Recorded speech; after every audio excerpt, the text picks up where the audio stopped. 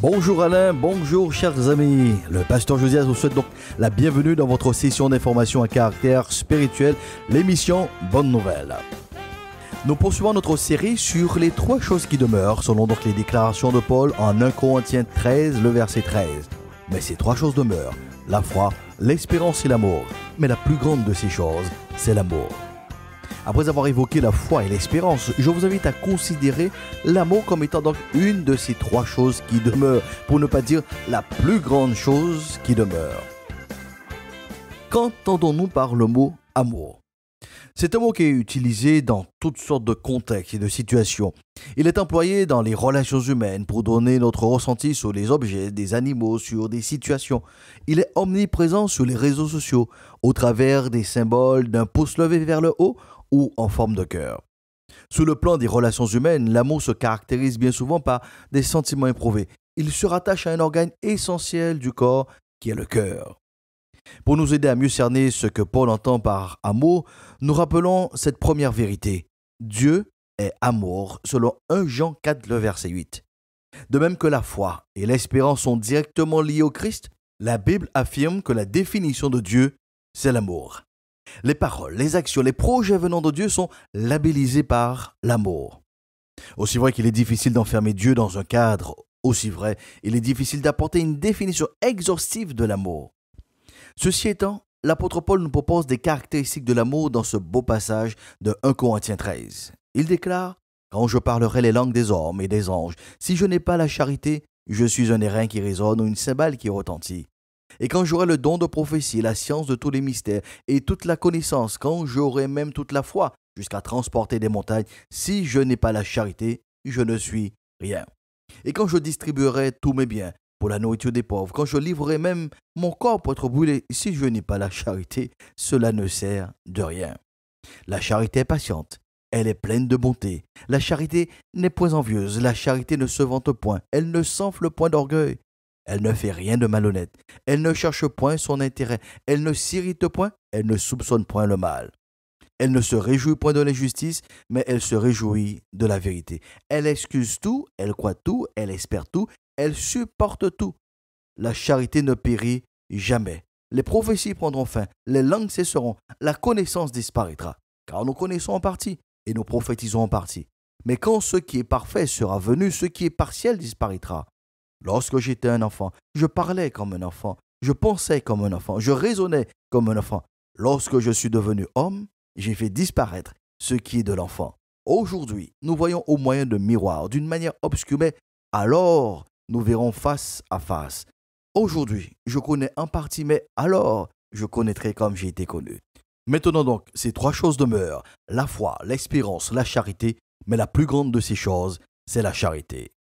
Dans ce passage, donc, l'apôtre Paul nous invite à ne pas considérer dans un premier temps les bonnes actions, les situations louables. Il nous propose un listing pour regarder avec une loupe les petits détails qui peuvent ou qui doivent caractériser notre esprit, notre relation avec notre prochain. Ainsi, il déclare « La charité est patiente, elle est pleine de bonté. La charité n'est point envieuse, la charité ne se vante point, elle ne s'enfle point d'orgueil, elle ne fait rien de malhonnête. Elle ne cherche point son intérêt, elle ne s'irrite point, elle ne soupçonne point le mal, elle ne se réjouit point de l'injustice, mais elle se réjouit de la vérité. Elle excuse tout, elle croit tout, elle espère tout, elle supporte tout. Avec cette liste, nous avons les indicateurs qui nous permettent d'évaluer le degré d'amour que nous donnons. Patience, bonté, vérité, le refus de l'envie, de la vantardise, de la malhonnêteté, de l'intérêt personnel, de la suspicion, de l'injustice. Certainement, nous pouvons retenir quelques aspects pour lesquels nous marquons des points. Mais il y a certainement d'autres aspects où nous avons besoin de progresser. La foi et l'espérance sont d'abord personnelles, puis communicatives. Ce qui distingue l'amour de la foi et de l'espérance, c'est que l'amour est interactif. J'en donne, comme aussi j'en ai besoin. J'ai besoin donc de recevoir de l'amour. C'est pour cela que nous pouvons affirmer avec assurance que l'homme vit de l'amour. L'amour est indispensable, voire vital dans la vie d'un homme, dans l'existence d'une femme. Au-delà de toute apparence, de toute image que l'on veut bien montrer, chacun éprouve le besoin d'être aimé et d'aimer. Une fois de plus, j'insiste sur le besoin qui répond donc à la vraie réalité. Je rappelle que nous évoluons dans une culture de l'envie. Mais ici, nous parlons bien donc du besoin. Voyez-vous, l'amour ne se base pas sur des envies. D'abord, l'amour trouve ses racines dans l'engagement. Si nous devions contextualiser les propos de Paul, nous pourrions dire: quand je verserai fidèlement la pension alimentaire des enfants, ce dont les enfants ont besoin, c'est d'un père plein de bonté. Quand j'offrirai une voiture neuve à mon épouse, si je ne suis pas patient envers elle, si je ne suis pas fidèle à mon épouse, ce cadeau ne comblera pas les vrais besoins de mon épouse. Quand j'aurai des diplômes, quand je serai quand même un expert dans tel ou tel domaine, si je ne suis pas à la recherche de l'intérêt de l'autre, cette connaissance est dérisoire. L'amour ne s'évalue pas en euros ou en nombre de cadeaux. L'amour s'évalue en don de soi, don de son temps, de son caractère, de son savoir-faire, de son savoir-être et bien d'autres choses. L'apôtre Jean nous rappelle quelques vérités sur l'amour. En 1 Jean 3, versets 16 à 18, il déclare: nous avons connu l'amour, ce qu'il a donné sa vie. Dieu a donné donc son Fils pour nous. Nous aussi, nous devons donner notre vie pour les frères. Si quelqu'un possède les biens du monde et que voyant son frère dans le besoin, il lui ferme ses entrailles, comment l'amour de Dieu demeure-t-il en lui? Petits enfants, n'aimons pas en parole et avec la langue, mais en action et avec vérité. Selon les propos de Jean, l'amour est un don de soi qui se vérifie par les actions et avec la vérité. Certainement, nous mettons l'accent sur le don de soi, sur les actions, mais nous devons insister sur ce critère, le critère donc de la vérité.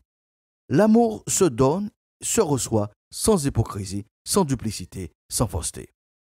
Bien des fois, nous entendons certaines personnes déclarer: je ne fais pas semblant, je ne suis pas hypocrite avec les gens, je suis vrai, donc je n'aime pas. C'est une bonne chose de ne pas être hypocrite, d'être vrai.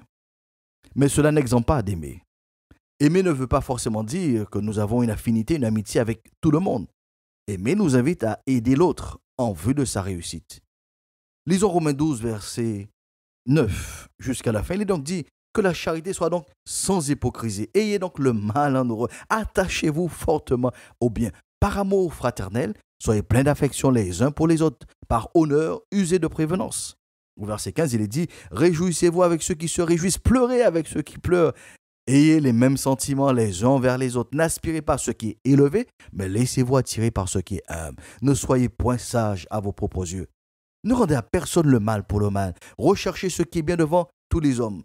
S'il est possible, autant que cela dépend de vous, soyez en paix avec tous les hommes.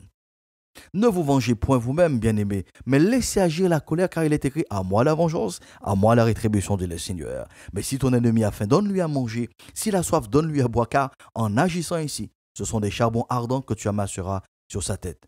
Ne te laisse pas vaincre par le mal, mais surmonte le mal par le bien. L'amour investit toujours pour construire en vue de la réussite.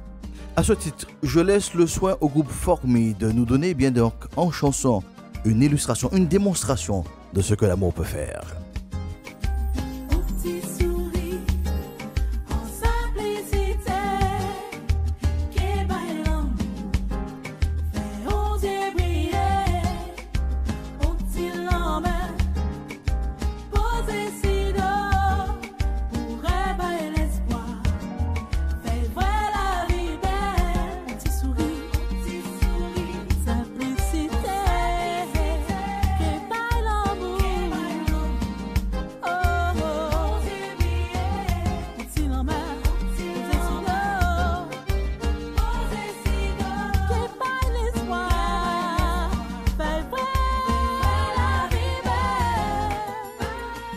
En effet, un petit sourire et la journée prend une autre dimension.